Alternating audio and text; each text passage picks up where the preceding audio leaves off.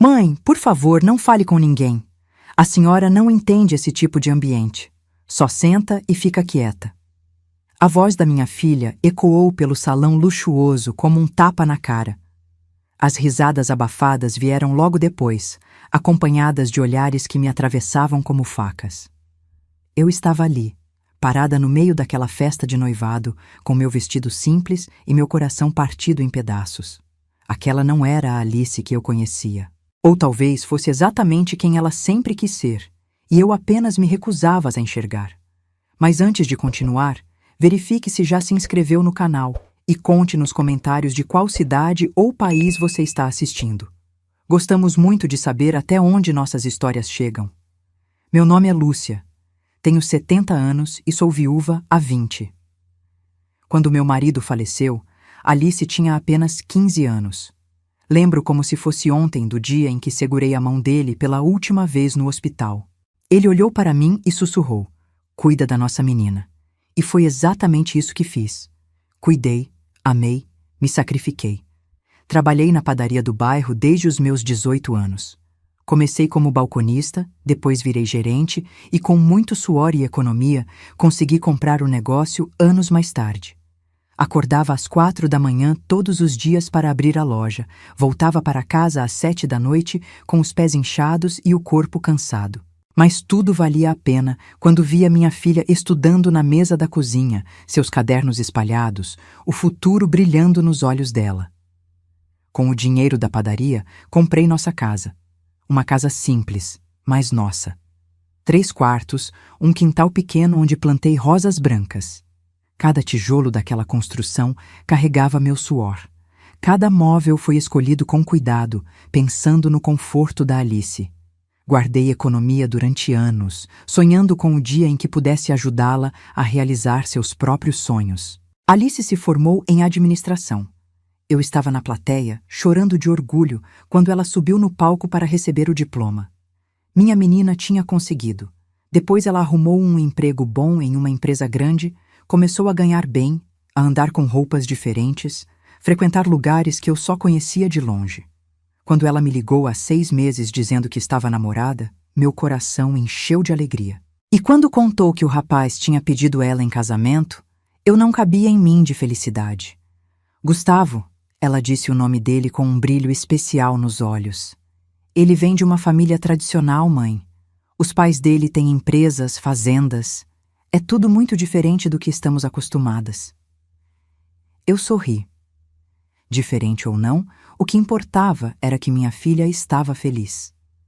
Ofereci ajuda com o casamento, falei que poderia contribuir com o que tinha guardado. Alice agradeceu, mas foi estranha. Seca. Não precisa se preocupar com isso, mãe. Já está tudo encaminhado. As semanas foram passando e percebi que algo estava mudando. Alice começou a espaçar as visitas. Quando vinha me ver, ficava pouco tempo, sempre com pressa, sempre olhando o celular. Tentei perguntar sobre os preparativos da festa de noivado, me ofereci para ajudar com a decoração, com as lembrancinhas, com qualquer coisa. Ela apenas dizia que estava tudo sob controle. Um dia, 3 semanas antes da festa, fui até a casa dela levar um bolo que tinha feito. Era o preferido dela desde pequena, bolo de cenoura com cobertura de chocolate. Toquei a campainha e esperei. Quando Alice abriu a porta, não sorriu. "Mãe, o que faz aqui?" "Trouxe um bolo para você, filha." Fiz com carinho. Ela pegou o pote das minhas mãos sem me convidar para entrar. "Obrigada. Mas da próxima vez, liga antes de vir, está bem?" "Posso estar ocupada." A porta se fechou na minha cara. Voltei para casa com um nó na garganta que não conseguia engolir. Quando o convite da festa de noivado chegou pelo correio, notei que estava apenas no meu nome. Nada de permitir acompanhante. Achei estranho, mas não quis criar problemas. Escolhi meu vestido com todo cuidado. Era um vestido azul marinho, simples, mas bonito. Mandei arrumar o cabelo no salão, passei um batom suave. Queria estar apresentável para a festa da minha filha. Na noite da festa, peguei um táxi até o endereço que estava no convite. Era um clube elegante, cheio de luzes, carros importados estacionados na porta. Seguranças com fones de ouvido conferiam a lista de convidados. Quando entrei no salão, Fiquei impressionada. Flores por todos os lados, mesas decoradas com toalhas de cetim, um piano sendo tocado ao vivo no canto do salão. Procurei minha filha com os olhos. Alice estava radiante, com um vestido vermelho de festa, o cabelo preso em um coque elegante, joias brilhando no pescoço. Ao lado dela, Gustavo, um rapaz alto, de terno caro, sorriso confiante. Eles estavam cercados de pessoas, todos bem vestidos, taças de champanhe nas mãos. Respirei fundo e comecei a caminhar em direção a ela. Foi quando ouvi os sussurros. Aquela é a mãe da Alice? Nossa, parece uma empregada. Olha o vestido, coitada. As palavras vieram de duas mulheres elegantes que estavam próximas. Elas não se preocuparam em baixar a voz. Senti meu rosto esquentar, mas continuei andando. Eu era a mãe da noiva. Tinha direito de estar ali. Quando cheguei perto de Alice, ela me viu. E o que vi no rosto dela não foi alegria. Foi constrangimento puro. Mãe, que bom que conseguiu chegar. A voz dela estava tensa, fria. Tentei abraçá-la, mas ela se afastou discretamente. Parabéns, filha. Está tudo lindo. Você está linda. Obrigada. Olha, tem uma mesa ali no canto reservada para você. Por que não vai se sentar? A festa já vai começar, mas eu queria conhecer o Gustavo e cumprimentar a família dele. Agora não é a melhor hora, mãe. Depois a gente conversa. Insisti. Tentei me aproximar do grupo onde Gustavo estava. Foi quando Alice me segurou pelo braço com força. Ela me puxou para o lado, longe dos outros convidados. E então ela disse, alto o suficiente para que as pessoas próximas ouvissem. Mãe, por favor, não fale com ninguém. A senhora não entende esse tipo de ambiente. Só senta e fica quieta. O silêncio que se seguiu foi ensurdecedor. Algumas pessoas se viraram para olhar. Outras riram baixinho, escondendo a boca atrás das taças. Senti meu mundo desabar. Aquela era minha filha, a menina que eu criei sozinha, a menina por quem trabalhei 20 anos sem parar. Olhei para ela, procurando algum sinal de arrependimento, de vergonha. Mas Alice apenas desviou o olhar e voltou para o lado de Gustavo, sorrindo como se nada tivesse acontecido. Fiquei ali, parada, sentindo as lágrimas queimarem meus olhos. Não podia chorar ali. Não ia dar esse gosto para aquelas pessoas. Virei as costas e comecei a caminhar em direção à saída. Cada passo parecia pesar 1 tonelada. Ouvia os sussurros, os risos abafados, o julgamento pesando em cima de mim. Quando finalmente saí do salão e respirei o ar da noite, as lágrimas desceram livres. Chorei ali, na calçada, esperando o táxi chegar. Chorei pela humilhação, pela dor de ter sido desprezada pela própria filha, pela vergonha de ter sido exposta daquela maneira. Mas enquanto enxugava as lágrimas no banco de trás do táxi, algo diferente começou a crescer dentro de mim. Não era só dor. Era clareza. Uma clareza fria e cristalina que cortava através da tristeza. Minha filha não tinha me defendido. Ela tinha me humilhado de propósito, na frente de todos, para me colocar no meu lugar. Naquele momento, olhando pela janela do carro, vendo a cidade passar, eu entendi algo fundamental. Amor que exige que você se diminua não é amor, é manipulação. E eu tinha passado 20 anos me sacrificando por alguém que agora tinha vergonha de mim. Quando cheguei em casa, não liguei para Alice, não mandei mensagem, não esperei desculpas. Sentei na varanda, olhando as rosas brancas que eu mesma tinha plantado, e tomei uma decisão. Não sabia ainda exatamente o que ia fazer, mas sabia que algo precisava mudar. E dessa vez, eu não ia apenas aceitar, ia agir. Os 3 dias seguintes foram os mais longos da minha vida. Acordava de madrugada, como sempre fiz para abrir a padaria, mas agora o silêncio da casa parecia pesar toneladas. Preparava meu café, olhava para o telefone em cima da mesa, esperando uma ligação, uma mensagem, um pedido de desculpas. Qualquer sinal de que minha filha tivesse percebido o tamanho da dor que me causou. Nada. O telefone permanecia mudo, a tela apagada. O silêncio gritando mais alto que qualquer palavra poderia gritar. Tentei me ocupar com o trabalho. A padaria sempre foi meu refúgio, o lugar onde tudo fazia sentido. Mas nem os clientes habituais, nem o cheiro do pão saindo do forno conseguiam apagar aquela cena da minha cabeça. As risadas, os olhares de pena. E pior de tudo, a voz da minha própria filha me mandando ficar quieta, como se eu fosse um peso, uma vergonha. Rosa, minha empregada, notou que algo estava errado desde o primeiro dia. Ela trabalhava comigo há 20 anos, cuidava da casa com um carinho que ia além da obrigação. Era uma mulher de 50 e poucos anos, cabelos grisalhos sempre presos em um coque, mãos calejadas de tanto trabalho, mas olhar gentil. Dona Lúcia, a senhora mal tocou no almoço. Aconteceu alguma coisa? Neguei com a cabeça, tentando sorrir. Não queria falar sobre aquilo. Falar tornaria tudo mais real, mais doloroso. Mas Rosa conhecia meu silêncio melhor que ninguém. Ela não insistiu. Apenas continuou seu trabalho com aquela atenção silenciosa que sempre teve. Preparou meu chá preferido sem que eu pedisse. Deixou o meu cobertor favorito no sofá. Pequenos gestos que diziam: estou aqui. No terceiro dia, finalmente, o telefone tocou. O nome de Alice piscou na tela. Meu coração disparou. Respirei fundo antes de atender, as mãos tremendo.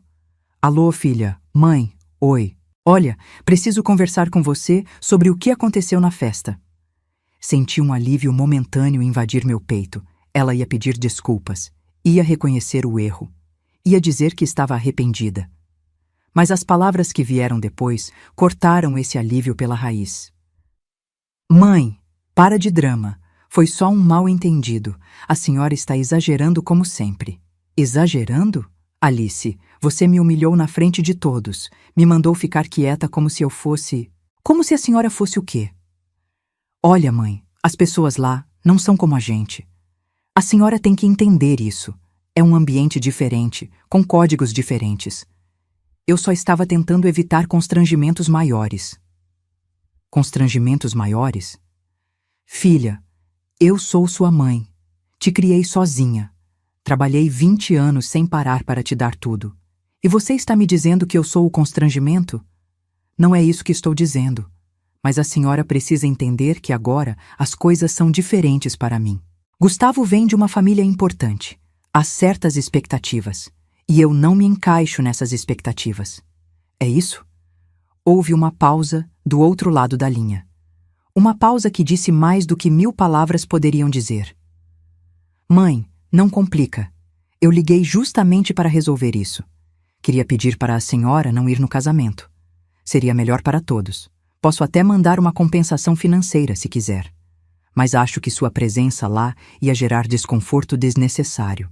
Senti o chão sumir debaixo dos meus pés. Não era um pedido de desculpas. Era um pedido para que eu desaparecesse da vida dela de vez. Alice, você está ouvindo o que está dizendo? Sou sua mãe? Não sou um problema para ser resolvido com dinheiro. Ai, mãe, você sempre foi dramática assim. Olha, preciso desligar. Gustavo está me chamando. A gente conversa depois. E ela desligou. Assim, sem mais. Como se estivesse encerrando uma conversa com qualquer pessoa. Como se meu coração não estivesse sangrando do outro lado da linha. Fiquei ali, segurando o telefone, as lágrimas escorrendo sem que eu pudesse controlar. 20 anos. 20 anos de sacrifício, de amor incondicional, de abrir mão de tudo para que ela tivesse uma vida melhor. E no final, eu era apenas um embaraço. Um problema a ser escondido. Foi quando senti uma mão pousar no meu ombro. Rosa estava ao meu lado, com aquele olhar compreensivo. Dona Lúcia, sente aqui comigo. Vou fazer um chá bem forte. Ela me guiou até a cozinha, me sentou na cadeira, preparou o chá em silêncio. Quando colocou a xícara quente na minha frente, finalmente falou. Sei que não é minha posição dizer isso, mas a senhora não merece ser tratada assim. Ninguém merece. Enxuguei as lágrimas, olhando para aquela mulher que tinha estado ao meu lado durante tanto tempo. Rosa não era só uma empregada, era família. Mais família do que minha própria filha estava sendo naquele momento. Lembra quando fiquei doente, Rosa? Há 5 anos? Ela assentiu. Como poderia esquecer, Dona Lúcia? A senhora quase não conta para ninguém. Eu tinha tido uma pneumonia grave. Passei 2 semanas acamada, fraca demais para fazer qualquer coisa sozinha. Alice tinha vindo me visitar uma vez, ficado meia hora e ido embora dizendo que tinha compromissos de trabalho. Mas Rosa tinha ficado. Dormiu no sofá da minha casa durante 10 dias seguidos. Me dava banho, trocava meus lençóis, preparava sopa quente, segurava minha mão quando a febre alta me fazia delirar. Foi a senhora que cuidou de mim. Não foi minha filha. Foi você. Rosa desviou o olhar, constrangida. Eu fiz o que qualquer pessoa faria, Dona Lúcia. A senhora sempre me tratou com respeito, com dignidade. Me pagou mais do que devia quando meu marido ficou doente. Me deu folga quando precisei cuidar da minha mãe. Para mim, a senhora não é só minha patroa, é família. Aquelas palavras acertaram meu peito com uma força devastadora. Família.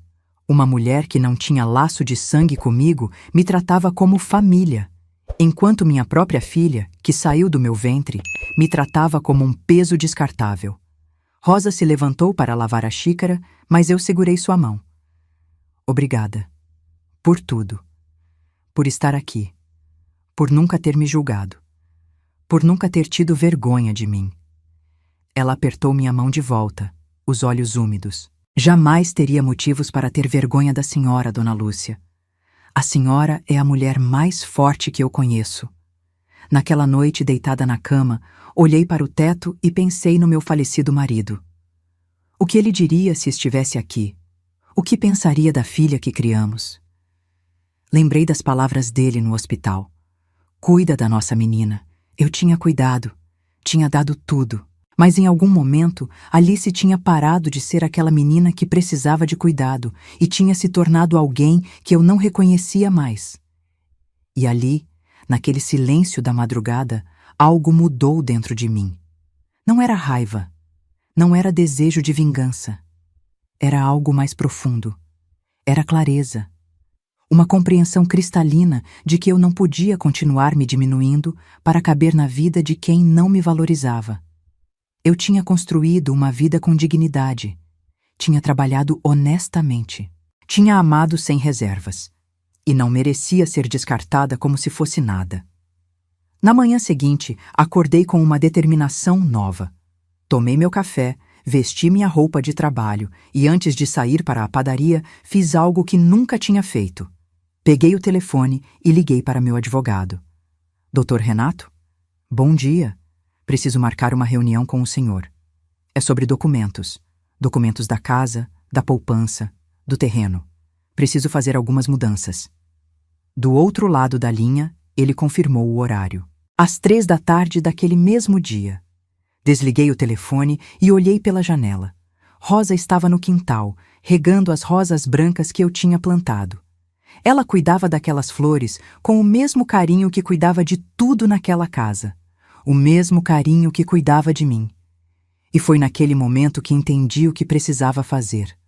Não era sobre punir Alice. Era sobre reconhecer quem realmente estava ao meu lado. Era sobre honrar a lealdade, o respeito, o amor verdadeiro. Era sobre garantir que quem me tratou com dignidade fosse recompensado com dignidade. Peguei minha bolsa e saí para trabalhar. Mas agora, pela primeira vez em dias, eu não estava apenas sobrevivendo à dor. Estava agindo. E dessa vez, ninguém ia me fazer sentir pequena de novo. Às 3 da tarde, eu estaria no escritório do Dr. Renato. E quando saísse de lá, com os documentos prontos para registro, tudo teria mudado. 3 meses se passaram desde aquela conversa com o advogado. 3 meses em que mantive minhas decisões em silêncio, observando de longe enquanto a vida de Alice seguia seu curso acelerado rumo a um precipício que só eu conseguia enxergar. Ela não ligou mais, não mandou mensagem, não apareceu. Era como se eu tivesse deixado de existir na vida dela. E de certa forma, eu estava deixando mesmo. Mas por escolha própria, não dela. Rosa me contava, sem que eu pedisse, sobre as redes sociais de Alice. Ela postava fotos todos os dias. Vestidos caros, restaurantes sofisticados, salões de beleza, viagens de fim de semana. Tudo ostentação, tudo aparência.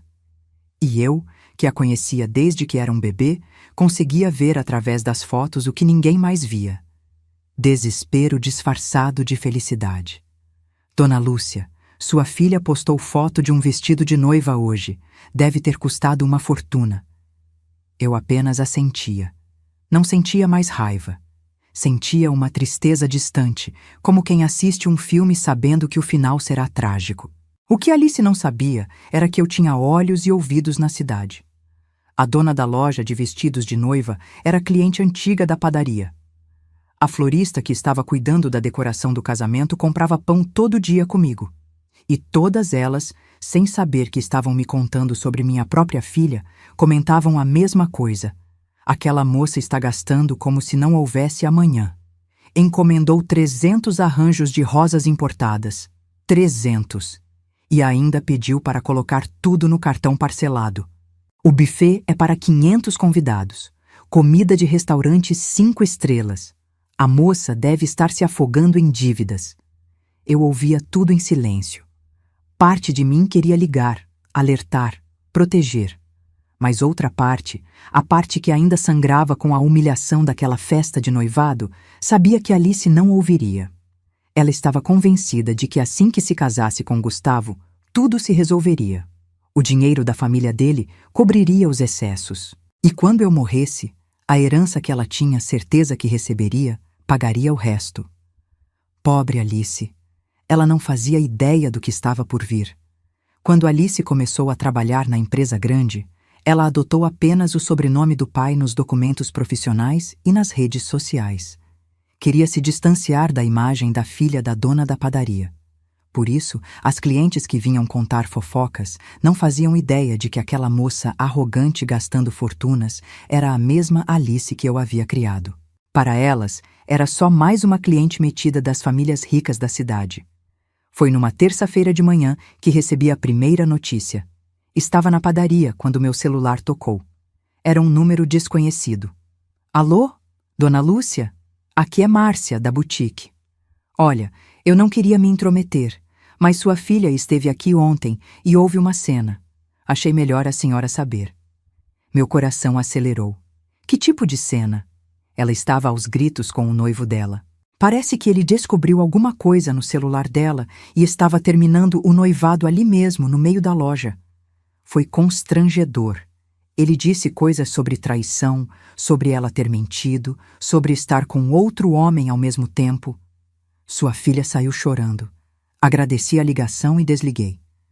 Fiquei ali, parada, segurando o telefone, tentando processar a informação. Traição.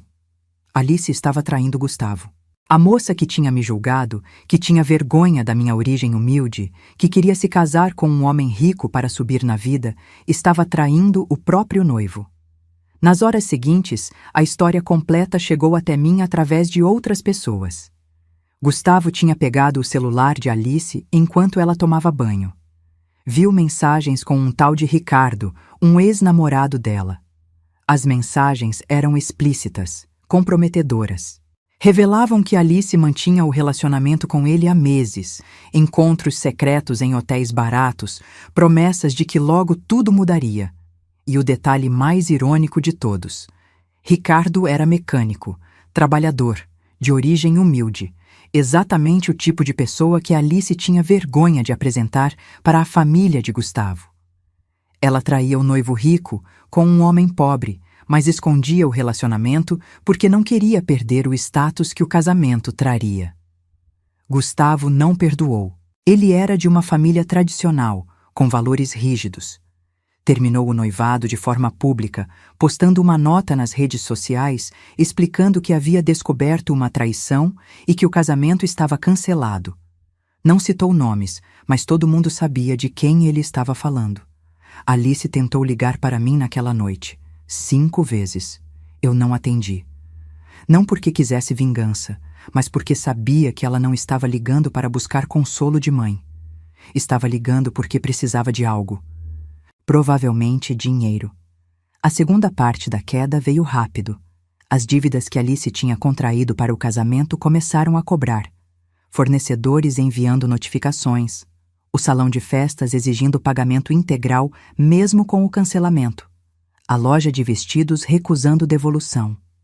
Eram dezenas de milhares de reais em compromissos que ela assumiu, contando com um casamento que não aconteceria mais. Rosa me mostrou mais postagens. Alice tinha apagado todas as fotos com Gustavo. Agora postava textos vagos sobre recomeços e superação. Mas qualquer um com olhos atentos conseguia ver o desespero entre as linhas. O apartamento que ela alugava era caro demais para o salário dela sozinha. Gustavo ajudava com metade do aluguel. Sem ele, ela não conseguiria manter. E os amigos ricos que a cercavam na festa de noivado, aqueles que riram de mim? Sumiram. Ninguém queria associação com escândalo. Ninguém queria ajudar quem estava caindo. Alice tentou ligar de novo. Dessa vez atendi. Mãe, graças a Deus, eu preciso conversar com a senhora. A voz dela estava embargada, cansada, diferente daquela arrogância que usou comigo meses atrás. Estou ouvindo. É sobre o que aconteceu. Gustavo e eu terminamos. Eu sei. A cidade inteira sabe. Houve uma pausa. Ela esperava mais empatia, mais calor. Mas eu não tinha mais nada para dar. Mãe, estou com problemas financeiros. As contas do casamento. Eu não consigo pagar tudo sozinha. Pensei que talvez a senhora pudesse me emprestar algum dinheiro. Só até eu me reorganizar. Alice, quando você me humilhou naquela festa, me disse que eu não entendia o ambiente de vocês, que eu era um constrangimento. Agora quer que eu resolva seus problemas? Mãe, eu sei que exagerei, mas a senhora sabe como é. Estava nervosa com a festa. Não foi nada pessoal. Não foi nada pessoal? Filha, você me pediu para não ir no seu casamento. Disse que era melhor eu não estar lá. Ofereceu dinheiro para eu sumir da sua vida. Silêncio do outro lado. Eu estava errada, está bem? Está satisfeita? Estava errada, mas agora preciso de ajuda. A senhora é minha mãe. Mães ajudam os filhos. Aquela frase acertou meu peito como uma bala. Mães ajudam os filhos. Eu tinha ajudado a vida inteira. E quando precisei de um mínimo de respeito, de dignidade, do que recebi? Vergonha, rejeição. Vou pensar no que posso fazer. Agora preciso desligar. E desliguei antes que ela pudesse continuar. 2 semanas depois daquela manhã em que neguei abrigo a Alice, algo aconteceu que mudaria tudo definitivamente. Eu estava na casa da minha irmã Helena, na praia. Tinha me mudado para lá logo após assinar os documentos no cartório. Helena tinha ficado viúva recentemente e nós duas, sozinhas, decidimos morar juntas. A casa dela ficava de frente para o mar. Tinha uma varanda ampla onde passávamos as tardes conversando, tomando café, olhando as ondas quebrarem na areia. Pela primeira vez em meses, eu estava respirando com tranquilidade. Foi Helena quem atendeu o telefone quando Rosa ligou. Dona Lúcia, sua filha está aqui, na porta da casa. Ela está tentando entrar. Meu coração apertou. Pedi para Rosa passar o telefone no viva voz. Queria ouvir tudo. Do outro lado da linha, ouvi a voz desesperada de Alice gritando. Mas essa casa é da minha mãe. Você não pode me impedir de entrar. Saia da frente. Rosa respondeu com uma calma que me encheu de orgulho. Era. E ela deixou para quem nunca a fez chorar. O silêncio que se seguiu foi pesado. Eu conseguia imaginar a expressão de Alice, a confusão tomando conta do rosto dela. Do que você está falando? Minha mãe nunca faria isso. Essa casa é minha por direito. Saia da minha frente agora. Rosa não se moveu. A senhora quer ver os documentos? Estão todos aqui, registrados em cartório. Esta casa, a poupança e o terreno que seu avô deixou. Tudo foi transferido para mim há 3 meses, legalmente. A dona Lúcia tomou essa decisão conscientemente. Você está mentindo. Minha mãe jamais... Não estou mentindo. E se quiser confirmar, pode ir ao cartório. Tudo está registrado. Agora, por favor, se retire. Esta é minha casa. Ouvi o som de papel sendo rasgado.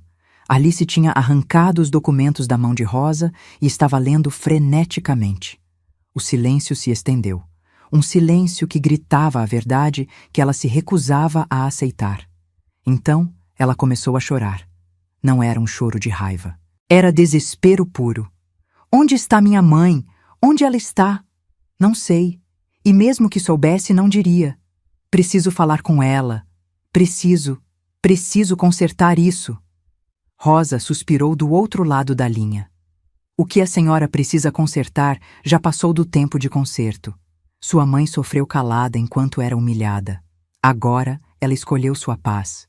Ouvi passos se afastando. Alice tinha saído correndo. Rosa voltou ao telefone. Dona Lúcia, a senhora ouviu tudo? Ouvi, Rosa. Você fez exatamente o que precisava ser feito. Obrigada. Desliguei e fiquei ali, na varanda, olhando o horizonte. Helena colocou a mão no meu ombro. Ela vai descobrir onde você está. Você sabe disso. Eu sei, e quando descobrir, estarei pronta. Não demorou 2 dias. Alice conseguiu meu novo número através de uma prima distante. Ligou 23 vezes seguidas. Na 24ª, atendi. Mãe, graças a Deus, eu preciso falar com a senhora. Estou ouvindo. Não, pessoalmente. Onde a senhora está? Preciso ir até aí. Preciso explicar tudo. Preciso... Alice, o que você precisa é entender que suas escolhas têm consequências. Mãe, eu sei que errei. Sei que fui horrível com a senhora. Mas não precisava ter feito isso, dar tudo para a empregada, tudo que o meu pai construiu. Aquela frase acendeu algo dentro de mim. Seu pai construiu aquela casa comigo. Mas fui eu quem manteve, quem pagou cada conta sozinha durante 20 anos. Seu pai não construiu nada sozinho. E você, Alice, nunca trabalhou um dia sequer para ajudar a manter aquela casa. Nunca contribuiu com R$1 sequer. Porque a senhora nunca pediu. Não devia precisar pedir. Filhos que amam contribuem naturalmente. Houve uma pausa. Depois ela perguntou, com a voz mais suave. Onde a senhora está, mãe? Suspiro fundo. Estou na praia, na casa da sua tia Helena. Vou até aí, amanhã mesmo. Preciso conversar com a senhora direito. Se quiser vir, venha. Mas não espere que eu mude de ideia. Ela desligou. Passei aquela noite inteira acordada, preparando meu coração para o confronto que viria. Alice chegou no dia seguinte, de manhã cedo. Eu estava tomando café na varanda quando vi o táxi parar na frente da casa. Ela desceu com uma mala pequena, o rosto sem maquiagem, os olhos inchados. Usava uma roupa simples, quase humilde, tão diferente daquela moça arrogante da festa de noivado. Helena abriu a porta e deixou ela entrar. Alice veio direto para a varanda, me viu sentada ali, de frente para o mar, e começou a chorar antes mesmo de falar. Mãe! A voz dela saiu quebrada. Ela se ajoelhou na minha frente, segurando minhas mãos com desespero. Mãe, me desculpa. Me desculpa por tudo. Eu fui horrível. Eu fui a pior filha do mundo. Eu te humilhei, te desprezei, te tratei como se a senhora não valesse nada. E a senhora vale tudo. Vale tudo, mãe. As lágrimas dela molharam minhas mãos. Mas eu não me movi. Apenas olhei para ela com uma calma que me surpreendeu. Alice, levanta. Não precisa se ajoelhar. Ela obedeceu, sentando na cadeira ao meu lado, enxugando o rosto com as mãos. Eu sei que não mereço seu perdão. Sei que não tenho direito de pedir nada, mas estou desesperada. Perdi tudo, mãe. Perdi Gustavo, perdi o apartamento, perdi os amigos, perdi o dinheiro. E agora perdi a senhora também. Olhei para ela, realmente olhei, e vi minha filha. Não a mulher arrogante que me expulsou da festa, mas a menina que um dia correu para meus braços quando se machucou. A menina que chorava no meu colo quando tinha medo. E meu coração doeu. Mas não o suficiente para me fazer esquecer. Você não perdeu uma herança, filha. Você perdeu uma mãe que te amava incondicionalmente. Ela soluçou mais alto. Rosa me tratou como família quando você me tratou como vergonha. Ela cuidou de mim quando estive doente. Ela me respeitou quando você me humilhou. Por que eu daria meus bens para quem me desprezou em vez de dar para quem me honrou? Eu entendo. Eu entendo, mãe, e a senhora tem razão, toda razão. Mas eu mudei. Eu juro que mudei. Balancei a cabeça devagar. Você não mudou, Alice. Você só perdeu tudo e agora não tem para onde ir. Se Gustavo voltasse amanhã, se seus amigos ricos te aceitassem de volta, você estaria aqui chorando aos meus pés? Não.